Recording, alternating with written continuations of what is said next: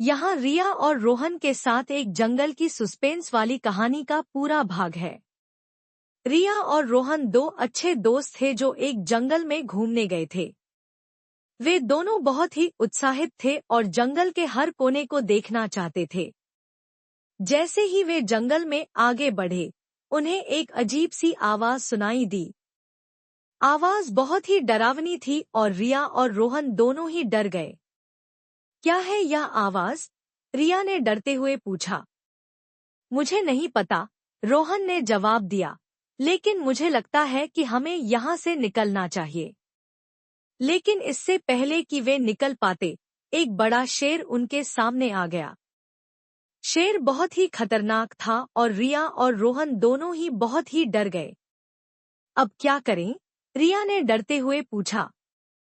मुझे नहीं पता, रोहन ने जवाब दिया, लेकिन मुझे लगता है कि हमें शेर से लड़ना होगा। रिया और रोहन ने शेर से लड़ने का फैसला किया और उन्होंने अपने आप को तैयार किया। लेकिन जैसे ही वे शेर पर हमला करने वाले थे, शेर ने अचानक से अपना रूप बदल दिया और एक बड़े पेड़ में बदल गया। रिया और रोहन बहुत ही हैरान हुए और उन्हें समझ नहीं आया कि क्या हुआ। लेकिन फिर उन्हें एक आवाज सुनाई दी जो कह रही थी, मैं एक जादुई पेड़ हूँ और मैं तुम्हें एक वरदान देना चाहता हूँ।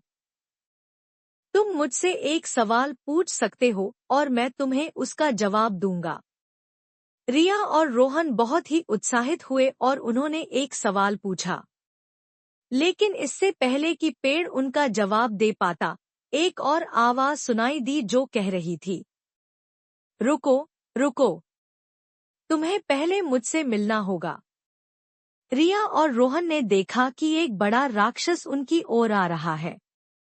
राक्षस बहुत ही खतरनाक था और रिया और रोहन दोनों ही बहुत ही डर गए। अब क्या करें? रिया ने डरते हुए पूछा। मुझे नहीं पता, रोहन ने जवाब दिया, लेकिन मुझे लगता है कि हमें राक्षस से लड़ना होगा। रिया और रोहन ने राक्षस से लड़ने का फैसला किया और उन्होंने अपने आप को तैयार किया। वे दोनों बहुत ही बहादुर थे और उन्होंने राक्षस को हरा दिया।